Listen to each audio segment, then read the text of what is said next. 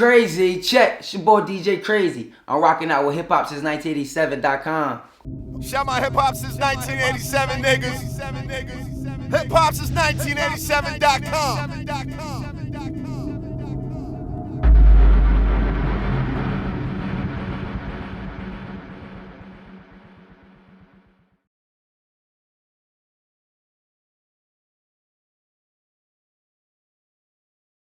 What's good? It's your boy Rick Dange here with a friend to the site, my man DJ Crazy. What's good with you, bro? Working, man. Staying out the way. Okay. Trying to stay consistent like you, man. That's it. Hey, man. It's been a while since we physically have been in front of each other, with the pandemic and everything. Strictly internet, but things is opening back up and we right back to it.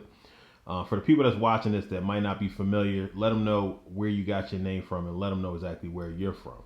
Okay, all right. My name DJ Crazy. I'm from Baltimore originally. Raised in Philly, Nicetown exactly. Nicetown, Pennsylvania. I got signed out of Jersey, so I claim Jersey too. 3 states, like all 3 of the club capitals. And my name DJ Crazy. I mean, I got my name from, long story short, I made a group called Team H&M back in the day. Team Nike, all of that wave, the party scene. And when I used to post my pictures, I used to post these pictures, right, with my hat and scarf shit, right? H&M, Urban Outfitters, American Appeal, that was the wave. And with these hat and scarf pictures, I used to put crazy under it, or just crazy boy. Everything was crazy.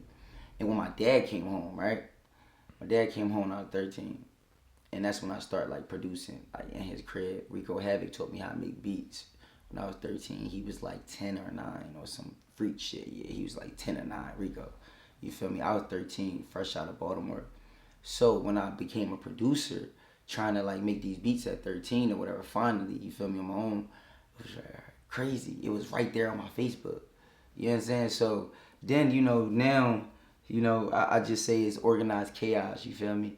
My name DJ Crazy, my company, Chaotic Entertainment. My music is music company, is Psychotic Production. All my studios is called The Asylum. It's organized chaos, Okay. Now, you're definitely one of the people that we see moving around. You're all over the city. You work with a lot of artists. I know off camera we were talking about a couple artists that you said that you had discovered, and you were one of the first people really pumping. And I know me personally, I remember when I was running with A.R.Rab a little bit, you were running with A.R.Rab as his DJ. Every time I would collect content or anything with A.R.Rab, you would be there. How did you and A.R.Rab actually meet? What's your situation with him, and do you still keep in contact with him now? Yeah, actually, that's crazy. Ab is on my project. You feel me? My album. But yeah, I'm OBH, blood in, blood out, Goonie Gang, blood in, blood out. Like I said, when I moved to Philly when I was 13, I went to Gillespie. So all my friends is Goonie Gang, all my friends is OBH, like my first friends. So I knew of Ab. I knew of Ab without knowing Ab, because to be honest, when I met Ab, I didn't know that was him until 1 + 1 = 2. But yeah, so I grew up with like the Wormleys, boy, rest in peace. They my brothers, like they the niggas why I say I'm from Philly. They didn't want to say, no, bro, you a Philly dude. You know what I'm saying? Like, but I met Ab by I was DJing this spot called Studio 37 on Area, which is P&B Rock spot right now. It's called Burger Lane. So I just got blessed. This is my first time being back in Philly, because I detached myself when I moved to Jersey for like 6 years. I was bringing like the party scene in Jersey, whatever.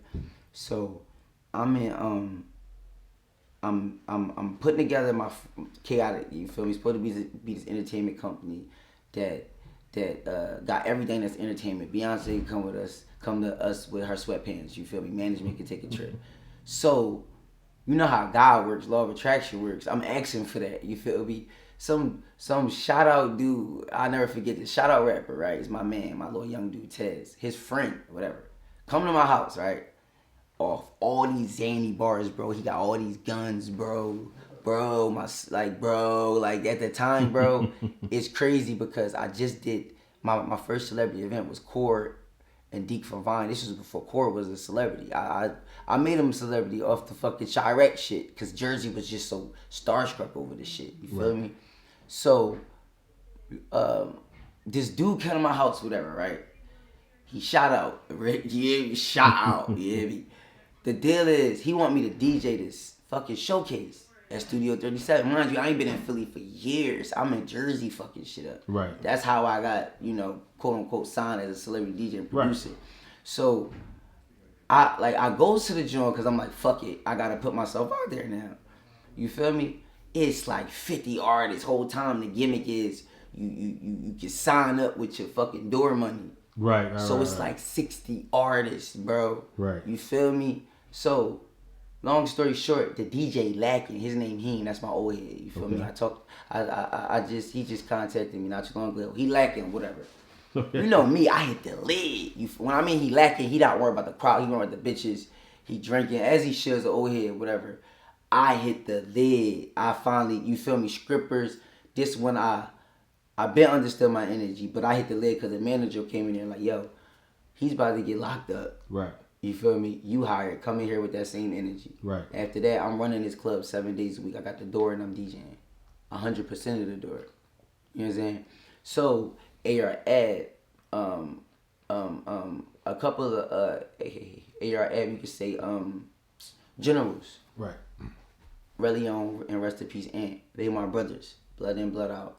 They just start being like, very like, how can I put it? They was big bro, like they was little bro in me in front of Rip. They just loved me, bro. They whole introduction was, yo, do you know Arab?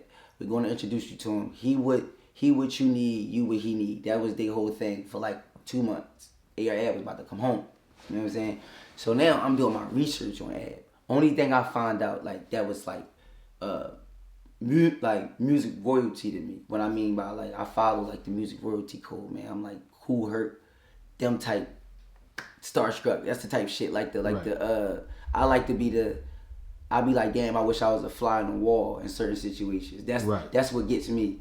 So when I did my research on him, I found out basically right before he got booked, he had the shit with Swiss from the bottom, and he was gone. And to me, as a DJ, when I studied him, he was the last dying breed of the gangster rapper. You feel me? And to me, it was just like, damn, I got the biggest rapper in the world. Fucking can't hit, like they on me, bro. So I got prepared. I was getting prepared, studying him, Dark Low. Then I found out how my friends was Goonie Gang. How Goonie Gang was the lower, rap group OBH or whatever like that. So that's when, long story short, Ab comes home, and I tell this story all the time, bro. Ant put me, Ant told me to follow him, bro. I got followed with like. I'm barricaded, 5 cars in front, 5 cars in back, all OBH, the meeting. You feel me? And then from there, history is made. You know, Ant passed away at that club like 3 months later. And the information he told Ad, just everything about me, bro, like they just took me very personal. You feel me? It was just one of those switches again, like, just made me more, why I say I'm a Baltimore nigga with a Philly attitude that live in Jersey. You feel me? Have you been able to keep in contact with Ab? Yes. I actually was talking to him about 2 months ago. He congratulated me, told me just same thing that I'm about to get tatted on me, stay honorable. Ab taught me honor. That's something that I'm learning from my dad now that Ab taught me, but from my dad. So that's like, he played just a different role. He told me just to stay honorable. Remember everything I told him and look at my blueprints. Stay sturdy, All right. Off camera, you were telling me when you walked in that you definitely had helped launch a couple artists' careers that I didn't know about that you had your hands in. You had mentioned Yola, and you said that you had also worked with China BBM, and you named a couple other people. What's up with any of these artists? Are you still currently? Do you have any artists you're working with? What's up with those guys? Like, what's going on with your artist situation?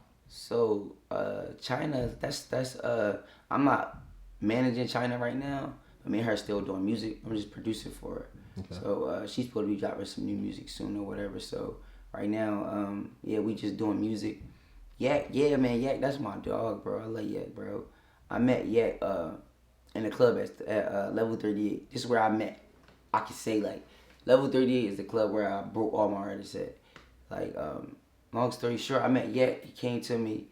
He come from a group called Cool Kids, that side. Okay. Like the city. I come from Team Nike. He was like, yeah, bro, I know you, whatever like that. We got linked.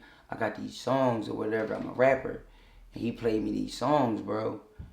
And from that moment on, we was just locked in. Like, he ain't never leave my hip. I ain't never leave his.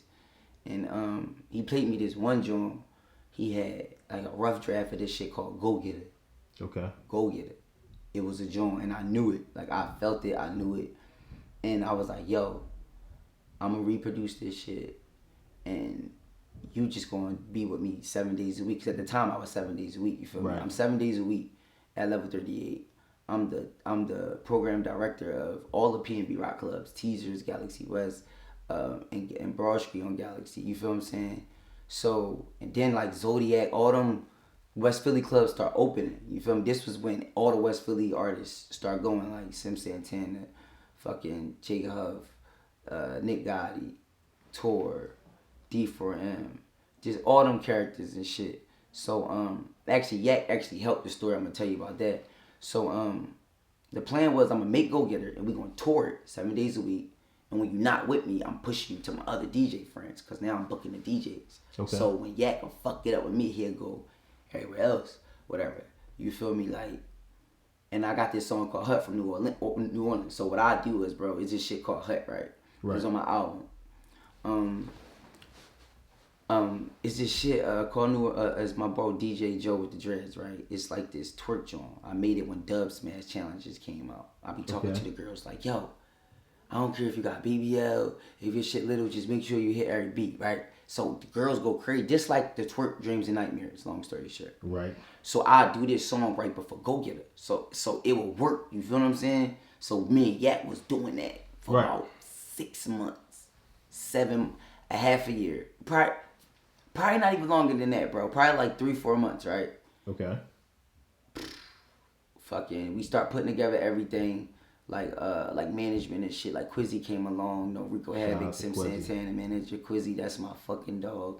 Quizzy came along, and I finally reproduced Go Getter. Right, I made it. So I produced the Go Getter. That's how I produced that shit. Okay. And we dropped the YouTube video. We shot it. You feel me?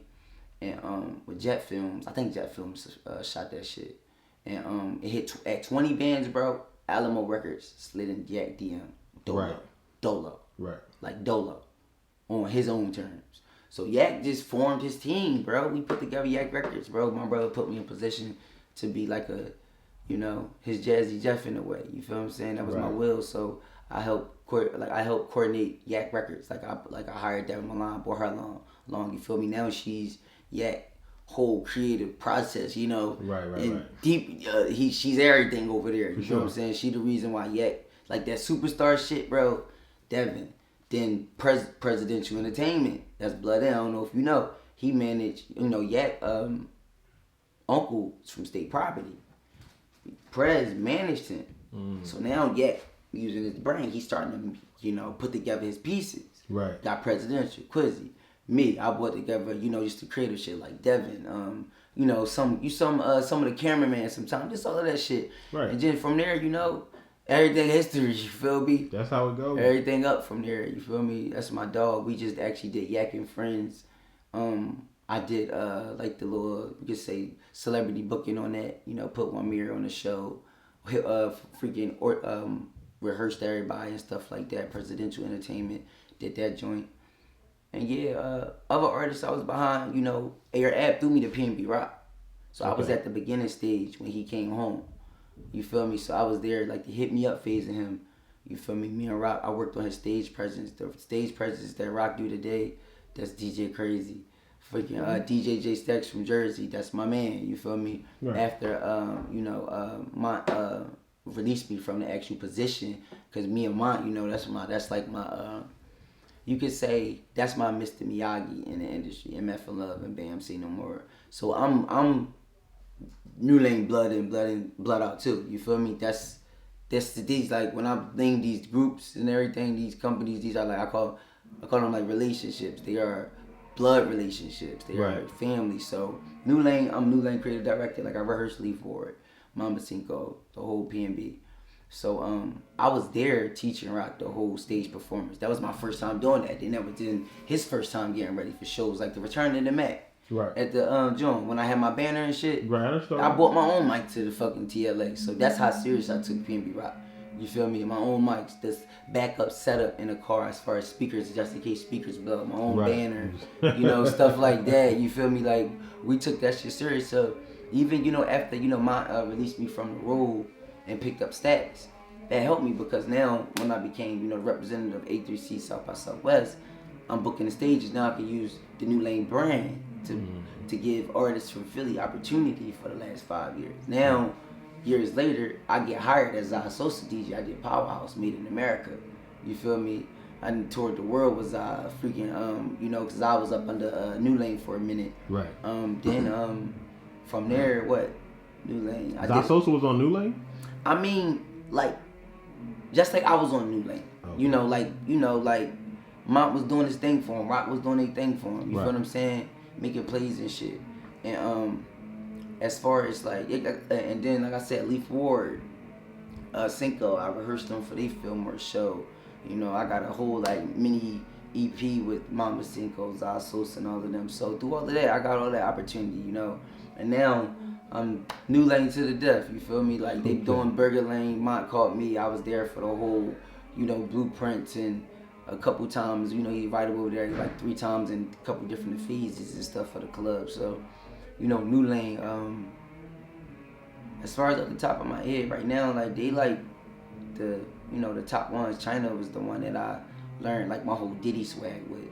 I look up to Diddy, Quincy Jones, Teddy Riley. Okay. Now I know another person that you linked up with that you work with currently is Chris, formerly TJ Circuit Breaker. How did y'all link up and how's he been helping you out? Bro, like you got to watch Quincy Jones documentary when he said how he met Michael on the set of The Wiz. Like it's some shit like that.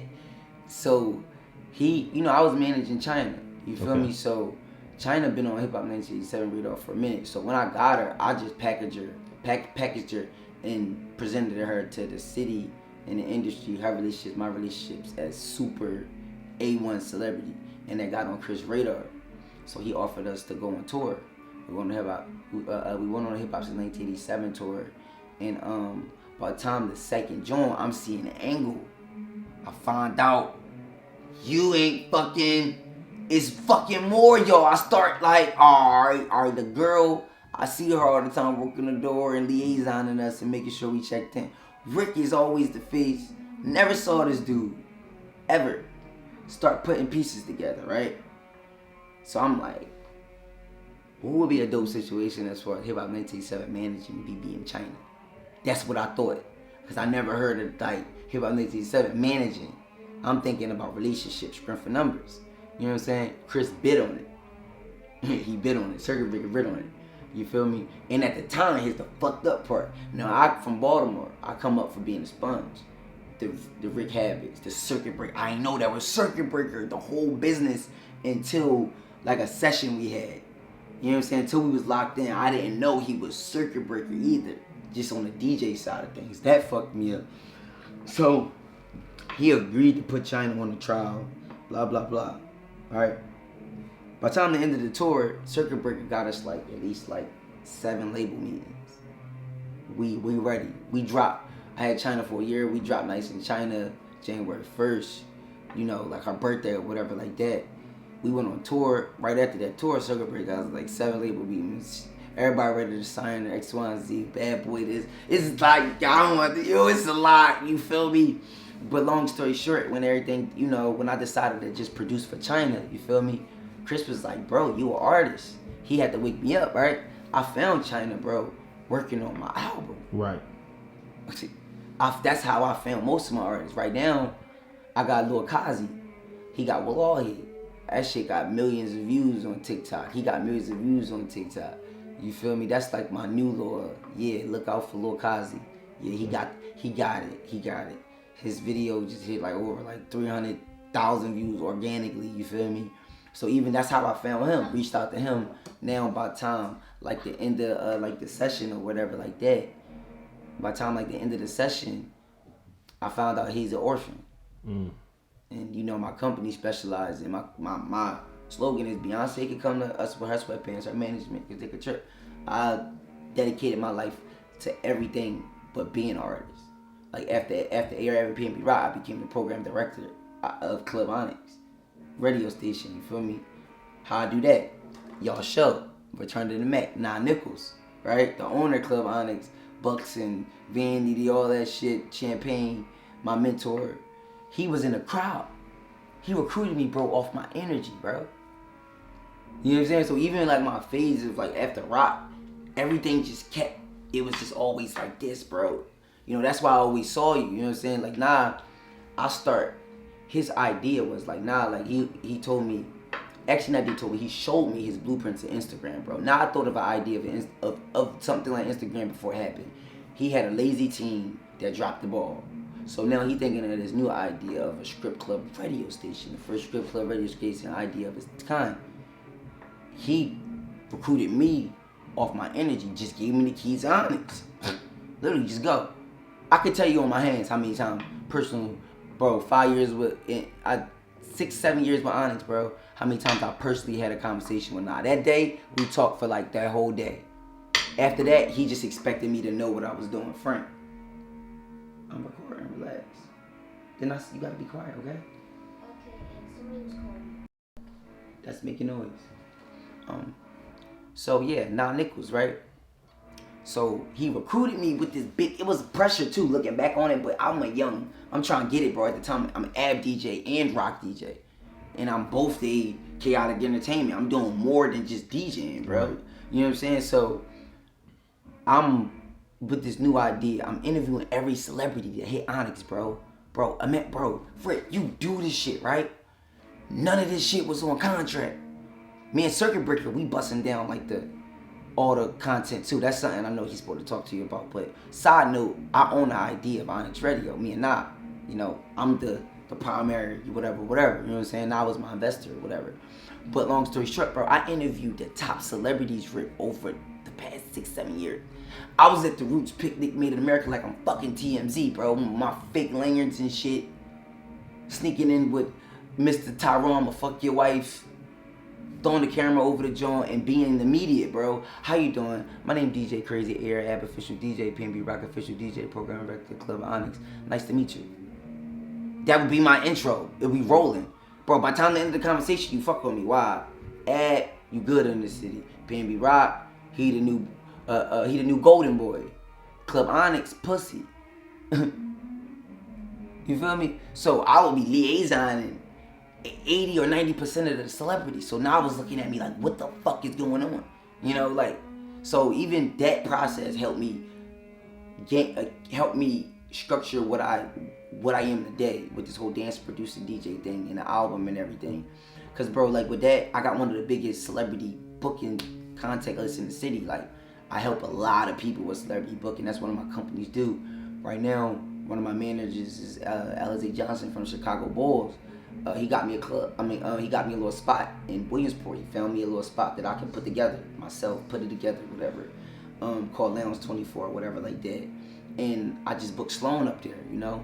Then I just booked like the BMF, the dudes who brought BMF to the city, King Mel and them from Stack and Star. Right. And I booked these dudes from London and Young Cash Capri. You feel me? That was just 2 days ago.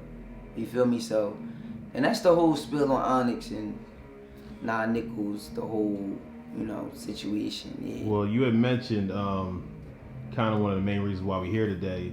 You have an album coming out, and you actually have a show on December 27th at the Foundry in the Fillmore.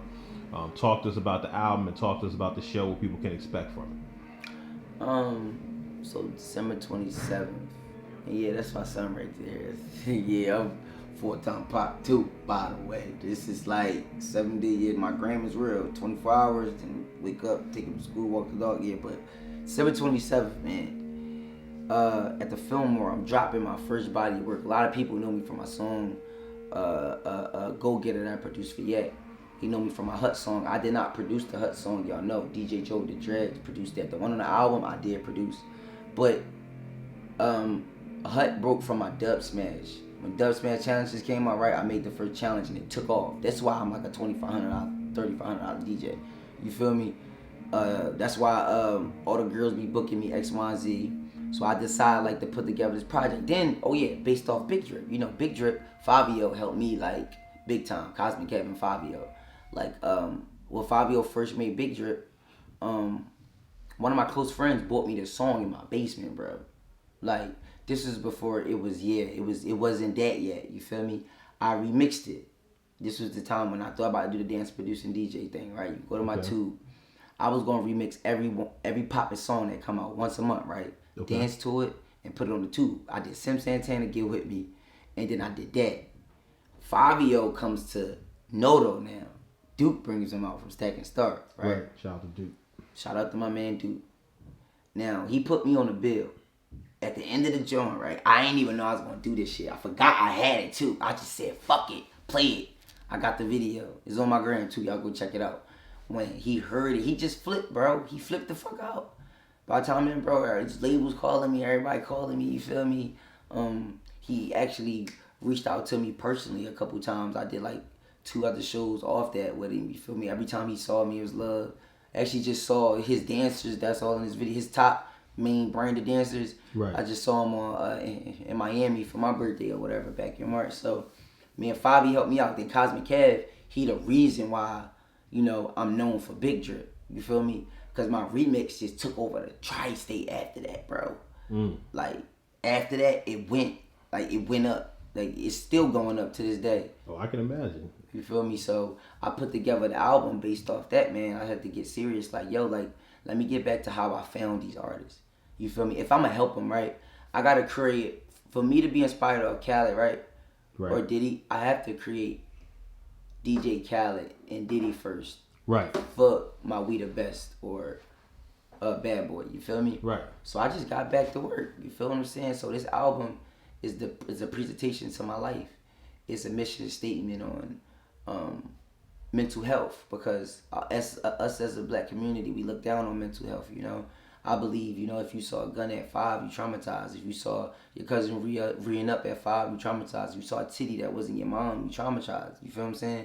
So this whole mission, this whole situation is me stating, like, at 5 years old, I knew my mom, you know, was on drugs, but I knew she was a baby fat model. I knew she was a big model in the scene. I knew she did all these fucking pageants. I knew my dad was locked up for 13 years for hella bodies. My dad was a assassin for real, you know what I'm saying? But he was promoted to me as a well-respected man. Then on top of that, I also knew my cousins was the 12 o'clock boys.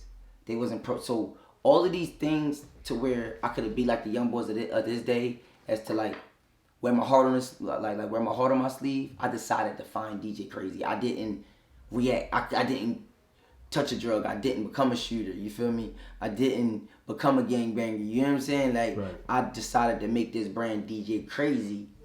You feel me? To, you know, just like my son, right? As he's 8, my son 8.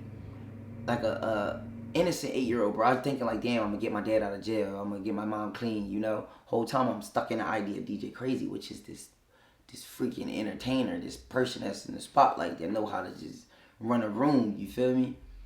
And, you know, this album is expressing all of that, bro. Like, it's me coming from my album cover. When you see my album cover, bro, it's me coming from, you know, like the darkness of people using me, people, like me coming from mental health and coming into me doing music for a time, and my son, and just all the positive things, you feel me? Right. Let's go crazy. You feel me? We all are crazy, so let's go crazy. Just find your passion to express yourself. And I did through this whole album. You know, the dancing, producing DJ is inspired off of Telly Riley. Okay. Quincy Jones. You feel me? DJ Khaled. Pharrell. My uncle, DJ Roddy. My uncle made dance. Here's the thing about that. People get this confused, right? My uncle was partners with a DJ named DJ Rawley. DJ Raw Lee is like my guy uncle. DJ Raw D is my uncle. They DJ partners.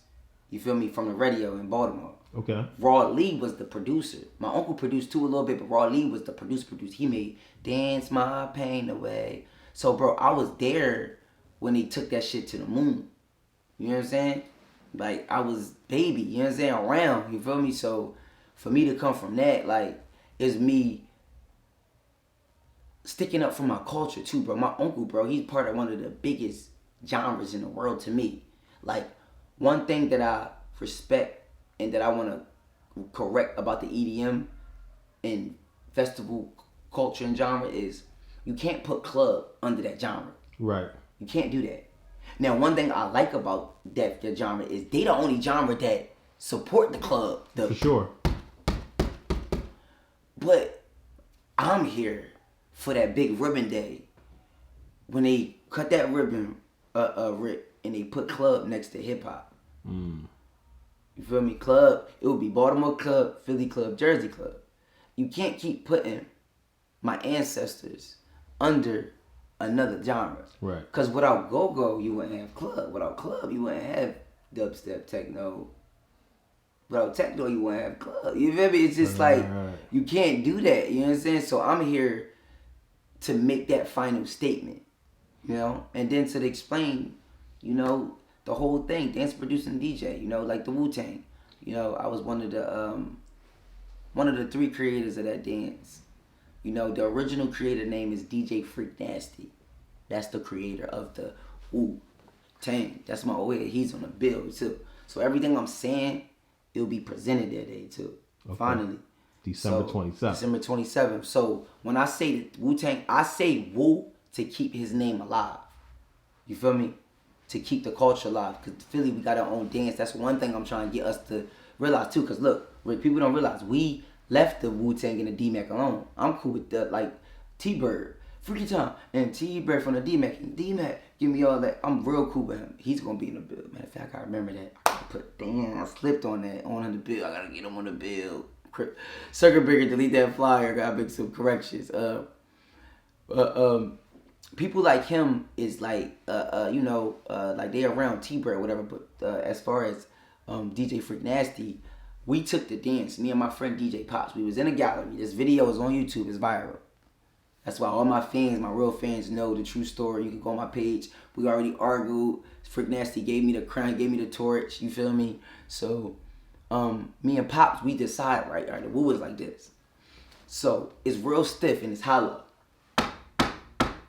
D Square, Sega, all them joints. This the era I came up with.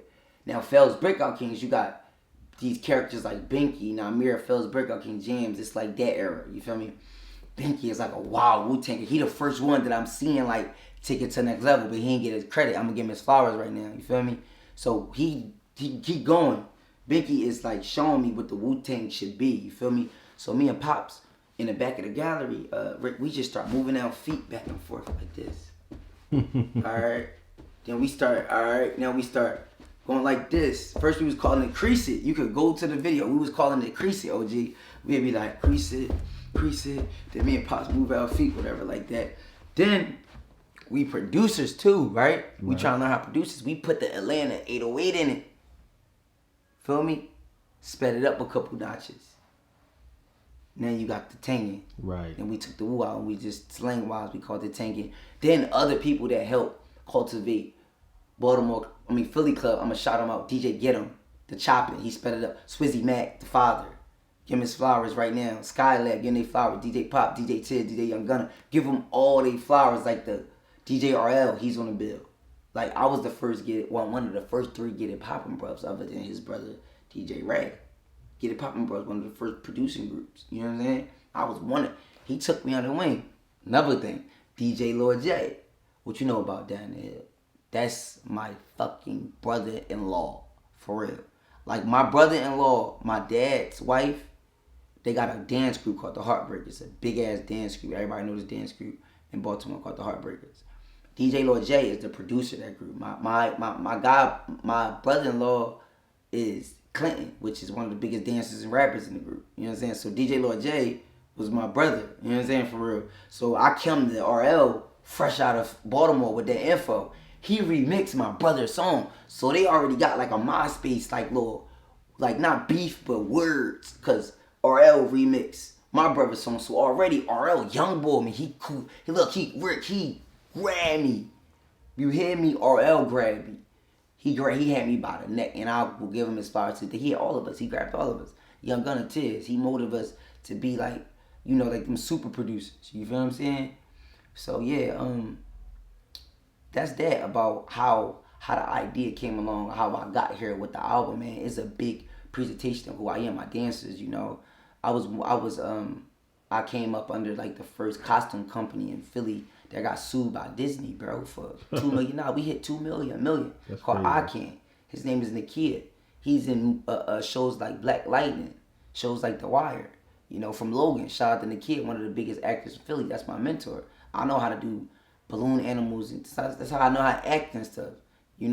So at 13, my first job wasn't like, you know what I'm saying? My first job was dancing in costumes and, face painting and balloon animals and shit. Like, we was the first viral Elmos and shit like that on YouTube. So I was blessed to be there at when they say the word buzz, bro, we did the Can't Control the Buzz Volume 1, Team Nike.